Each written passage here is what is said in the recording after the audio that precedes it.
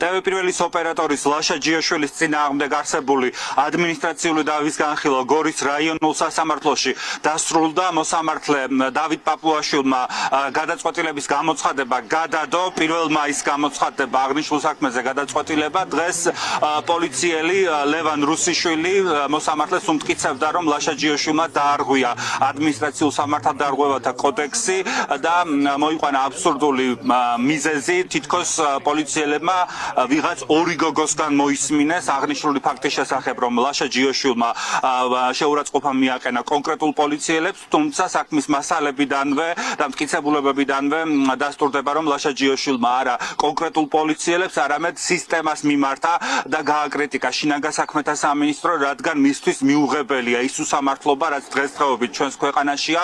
ლაშა ჯიაშვილმა პროცესზე გაიხსენა ის არაერთი მიმდინარე საქმე, რომელიც ჯერ კიდევ გამოუძიებელია და არც ერთი პოლიციელი არ არის დასჯილი იმ ქმედებების გამო, რასაც მოჰყვა არაერთი მოქალაქის ცემა და დასახიჩრება. ბატონო ლევან, თქვენი აზრით საკმარისია ეს მტკიცებულებები, რა წარმოადგენს? სოციალურ ქსელში როდიდან ეძებთ ხოლმე ეს სავარაუდო სამართლად? იყო ის ორი გოგო, ვინც მოგაწოდათ ეს ინფორმაცია? სხვა ჟურნალისტების პოსტებსაც ათვალიერებთ? არ ვათვალიერებ. აბა მეგობრები გაწვენა ფეისბუქის პოსტების გამო არ ვათვლიან, არ ქალაქების დასამართლებას.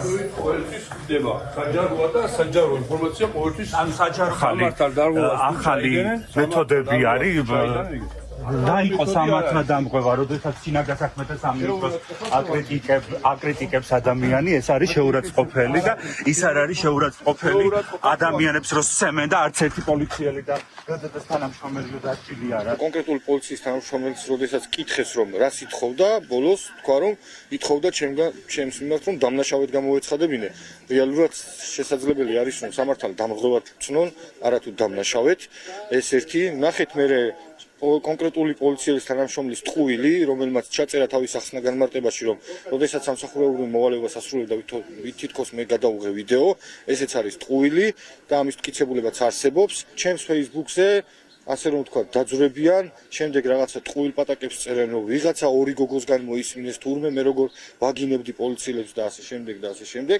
თუმცა საბედნიეროდ სასამართლომ დღეს პირდაპირ ესე რომ ვთქვათ, მარტივად ვერ გამომაცხადა სამართალდამღებად. ჯიაშვილის პროტესტი მიემართებოდა შინაგან საქმეთა სამინისტროს როგორც უწყებას და არა კონკრეტულ პოლიციელებს. ისინი მაინც ჯიუტად ამტკიცებდნენ, რომ ლაშა ჯიაშვილი შეურაცხყოფას აყენებდა კონკრეტულ პოლიციელებს. ჩვენ ვნახეთ ასევე იმ კონკრეტული პოლიციელის ახსნა განმარტებაც, რომელზეც წარმომადგენელი უთითებდა, რომ თითქოს მას მიაყენა სიტყვიერი შეურაცხყოფა ლაშა ჯიაშვილმა, თუმცა იმ ახსნა განმარტებაშიც არსად არ უწერია პოლიციელს, რომ მას ვინმე სიტყვიერი შეურაცხყოფა მიაყენა. ახლა მოსამართლე დავით პაპუაშვილმა უნდა გადაწყვიტოს, რა შეუფარდებს აღნიშნულ საქმეზე ლაშა ჯიაშვილს. აღნიშნული მუხლი, რომელსაც პოლიცია ჯიაშვილს ედავება, ითვალისწინებს ჯარიმას ან პატიმრობას 60 დღემდე.